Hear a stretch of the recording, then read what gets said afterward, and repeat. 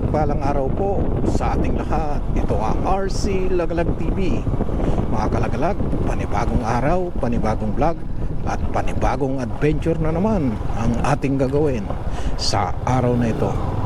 Mga kalagalag, kung bago ka pa lang sa akin channel, huwag mong kalimutan na mag-like, share, subscribe at pindutin mo na rin yung notification bell para lagi kang updated sa mga video kong i-upload.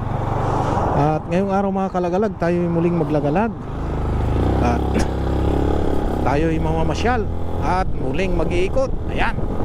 So andito tayo ngayon mga kalagalag sa Caranglan, Nueva Ecija. At ngayon pabalik tayo ng Tarlac City. At may sinadya na naman tayo dito sa Caranglan, sa Nueva Ecija. First time ulit na. Ngayon lang ulit tayo nagkaroon ng pagkakataon mga kalagalag na muling maglagalag. Dahil sa nabisi tayo nung mga nakaraang araw. Kaya ngayon lang tayo nagkaroon ulit ng pagkakataon na mag motovlog. So nag motovlog tayo nung nakaraan pero saglit lang, no, sa Manila. Manila yung pinuntahan natin. Ngayon nga ngayon lang tayo nakapasyal dito sa mga magagandang tanawin. Almost 1 month din tayo, or more than 1 month tayong hindi nakapag-upload ng video. Kahapon nakapag-upload tayo ng video kahapon, yung mga kuha natin dati. So nagkaroon tayo ng pagkakataon. Ngayon nga muli tayo ay magmo-motovlog at i-share natin muli yung mga magagandang tanawin na makikita natin dito sa daan.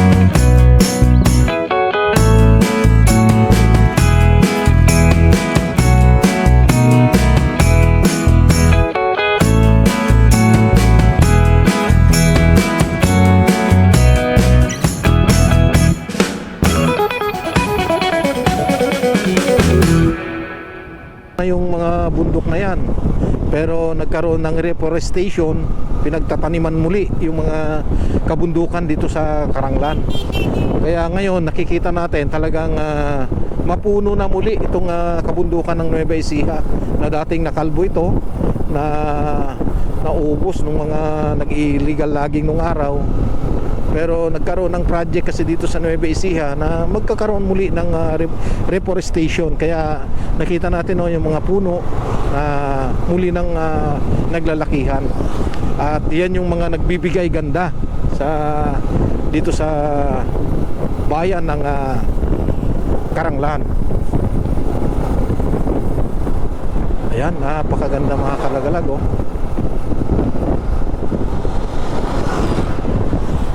At nandyan yung isa sa pasyalan sa taas, yung Mount 387. At yung labas niyan dito sa may waterfalls. May falls kasi dito mga kalagalag, yung Aloha Falls. Dito yung daan papunta dyan sa Aloha Falls. Kaya lang medyo may kalayuan pa. So dati itong barangay na ito talagang walang-wala ito dati, pero ngayon yumayaman at lumalaki na. Marami ng mga negosyo na pumasok sa lugar na ito. Kaya umuunlad na ang barangay na ito, Barangay Pungkan. Ito yung unang bayan o unang barangay pagpasok natin sa bayan ng Karanglan.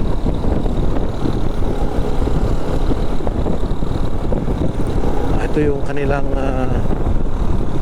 barangay hall, yan ang Pungkan.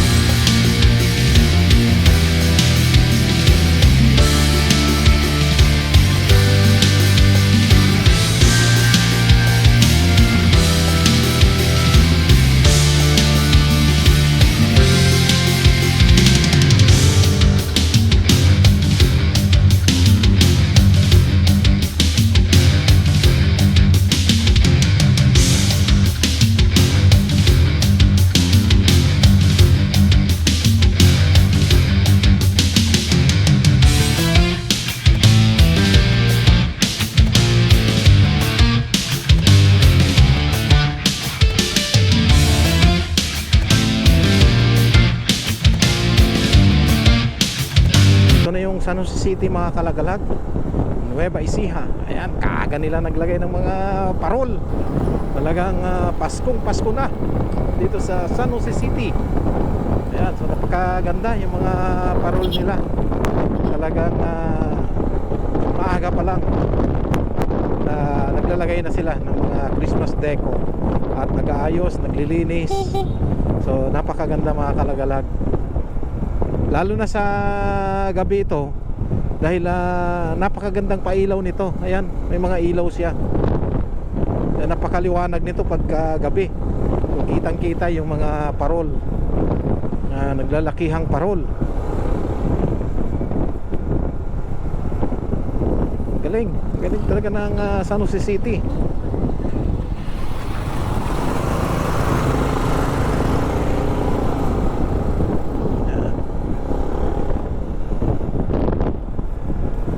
Mahusay din siguro yung mayor dito, kasi pagka ganyang mga mayor na snappy, talagang nag-aayos talaga.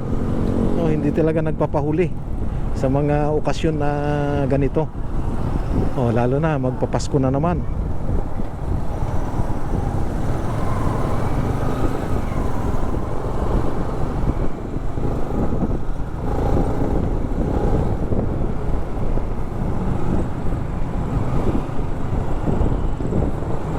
Pagka minsan matimingan natin dito, grabe rin ang traffic dito sa San Jose. Ito yung public market mga kalagalag ng San Jose City. Ayan, public market.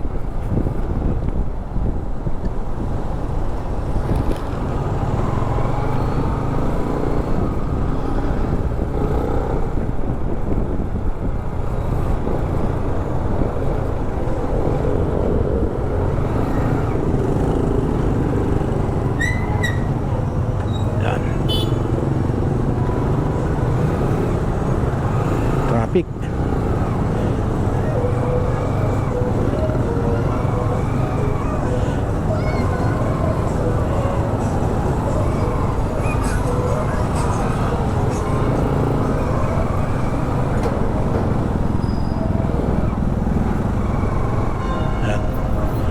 At ito na yung cathedral ng San Jose City. Yan yung crossing na ito mga kalagalag, yung pakanan natin, yan yung papunta na ng Pangasinan. Yan. So yung pakanan na yan, Pangasinan, Umingan ang matutumbok natin dyan. Bayan ng Umingan sa Pangasinan. Yung dito naman, papuntang Baler.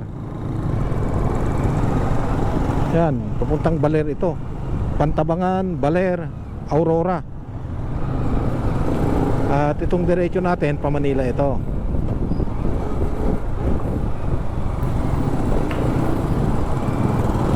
At ito naman yung kanilang City Hall ng San Jose City. Ayan. Ayan, andito na tayo sa Science City of Muñoz mga kalagalag. Ito yung Central Luzon State University. Ayan, so napakalaking university rin ito mga kalagalag dito sa Central Luzon.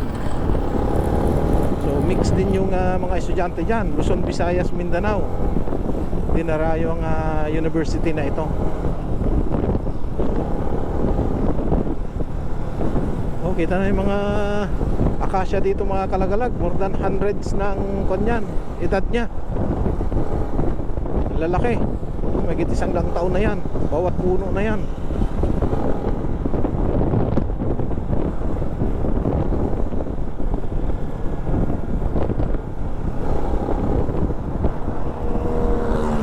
Nagbabadya na naman yung ulan mga kalagalag, oh.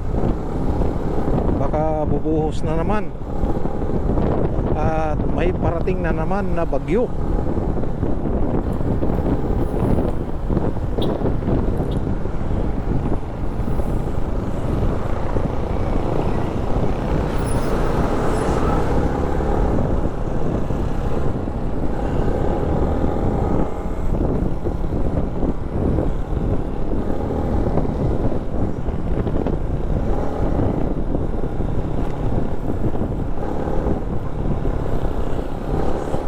Masarap din talaga pagka nakamotor ka lang, kasi mas nakaka-enjoy ang nagmumotor.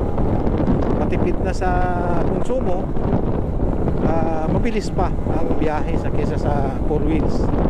Sa 4 wheels, lalo na ganito na may pasok yung mga estudyante, napaka-traffic pagka makadaan tayo ng mga eskwelahan. Kaya mainam talaga na motorsiklo.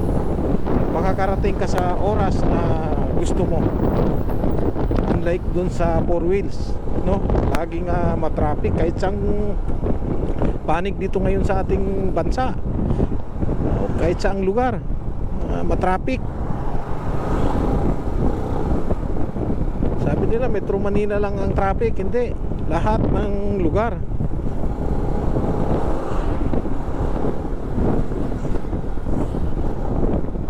Ng mga bayan-bayan, lalo na may mga eskwelahan tayong madadaanan. Talagang matindi po ang traffic. So ayan mga kalagalag, Tarlac na muli tayo. Ito na yung boundary ng Tarlac at Nueva Ecija. Ayan, ito na yung probinsya ng Tarlac.